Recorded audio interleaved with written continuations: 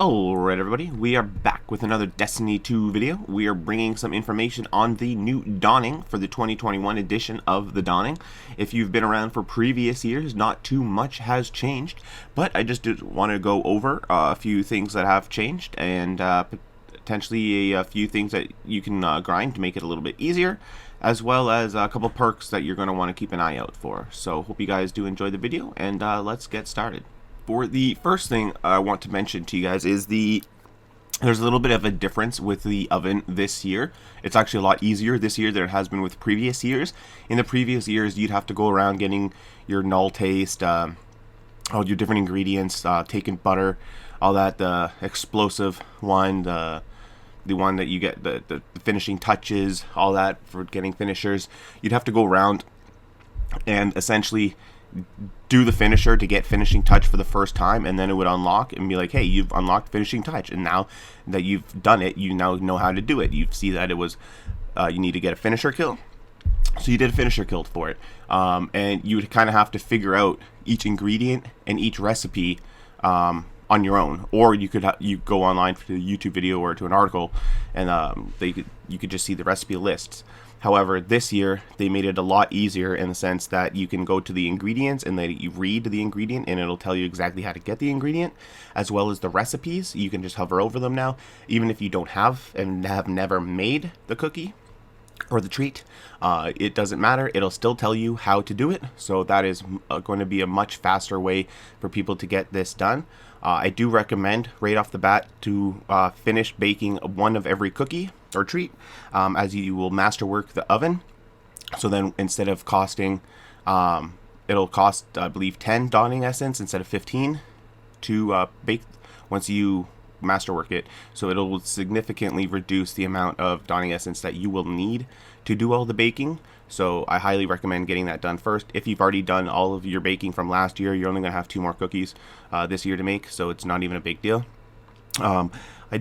I will show you guys what I do recommend doing for the Dawning Essence in terms of farming that, but for the other ingredients, it's a lot of them are very specific, like situational, like get explosion kills, get the finisher kills, or kills just Cabal, get soldier kills. So those are really just up to you guys to go around and find a farming method that's best for you. I always like to go to lost sectors because lost sectors are generally filled with one type of enemy, and you can just get away with going in and just basically nuking the room and then leaving and having them reset and not having to worry about fighting anybody else for the kills or whatnot. If you need a lot of the taken butter, I went to the Thrallway checkpoint in the Shattered Throne, which just has an unlimited amount of taken thrall, so I can just sit here and get all of my different void, arc, stasis, solar ingredients, as well as whatever other ones I want. The only ones I'm not going to get are like the Cabal oil and the other stuff, but I'll just be getting a bunch of the taken butter. But nonetheless, it's a great way to farm some of the other ingredients, so I do highly recommend checking that out as well. Moving on, we actually have a few new perks that you can actually purchase here from Eva, but a few of them are for the snowball and snowball effects to just make them a bit more fun to use during the Dawning event. But the other one, the perky presence and the perkier presence, where the Dawning weapons have a chance to drop with an additional perk on the left column and an additional perk on the right column. The perky presence is for the left column and perkier presence is for the right column, and this is fantastic. So you can roll a Glacioclasm, and both the left and right perks you'll have 2 slots in, so you can end up getting the absolute wombo combo for both PvE and PvP as a 2-in-1 weapon. I do believe that you can do this with the Cold Front and the Avalanche as well. I guess the Zephyr, as it is, should be farmable. You do get one from doing the quest line here. There's 2 different quests that you can do. You can do the quest from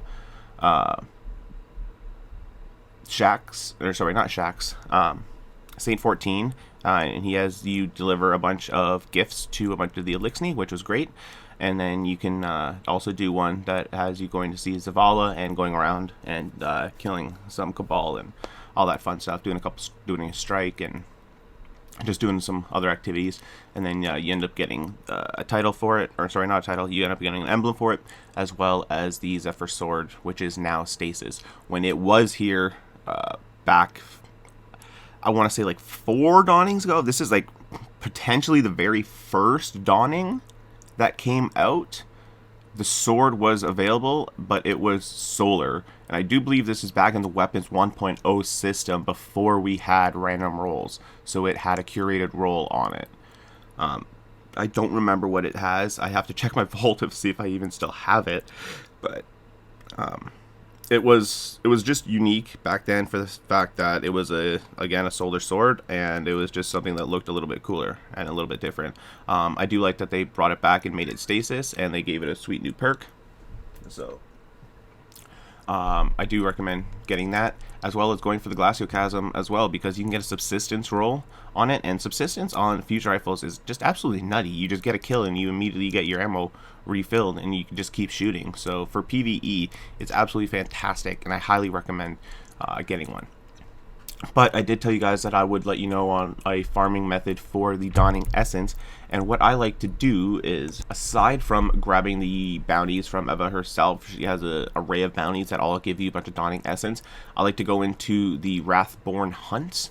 I specifically do the very first option against Savek. He is on the Tangled Shore, and he's just very quick and easy to kill. However, I do want to mention, when you're selecting the Cryptolith Lure and you select Savek, when you do the second slot, it's empty, and then you go to the third slot, you can either put an item on it or you can make it empty. If you make it empty, it'll just be the normal version of the legacy of the Cryptolith Lure run, which will only result in 10 Dawning Essence.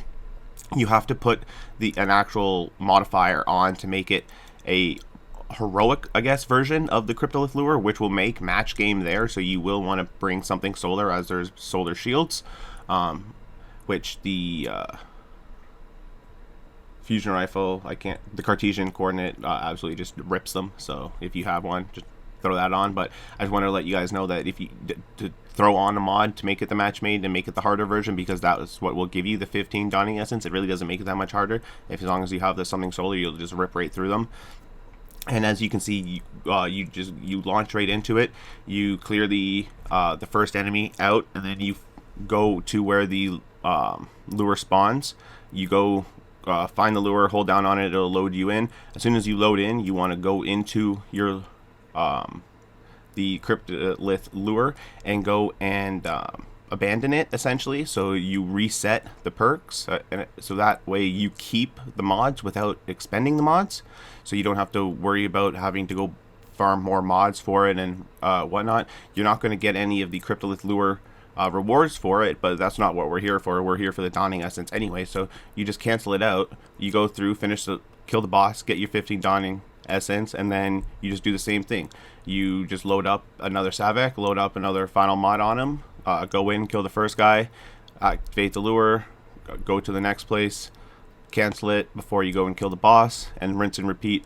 And within it takes like a minute to get through the level once you get used to farming it, and that's 15 Dawning Essence every minute, so you can just farm a ton of it as quickly as you want. If this is for solo players, you can do this as a team as well, so I don't see why you couldn't. But I'm just doing this solo, as a bunch of my friends are kind of taking a break from the game right now, and they were also on Game Pass, so with it leaving Game Pass, kind of put a damper on it. But that's the method that I have been using for farming the Dawning Essence. So aside from that, it's been a really good event. It's pretty much the same as the other years. It's always just, you grab your snowballs, you go in and throw them around. It's always fun to do that.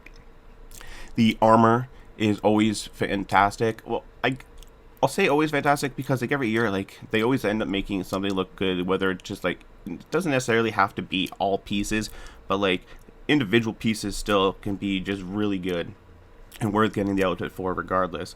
And a lot of the shaders that I've seen get thrown on this new outfit have just gone on it so well, and I've been really liking these new armor sets that have been dropping a lot lately. So they've the armor team there at Bungie has just been absolutely outdoing themselves. So I do recommend getting a Cold Front as well, because it is a great SMG. It is a kinetic as well, so just in case you need a kinetic one to use something like with the Cartesian, you can pair them together, so that's always good. The Avalanche is a light machine gun in the heavy slot that is a solar, so if you need a solar heavy machine gun, then definitely go and pick up one of those. Like I said, the new Zephyr Sword comes with the stasis, and it comes with that new extra perk that slows the enemies, which is actually kind of handy when you have a stasis build kind of going.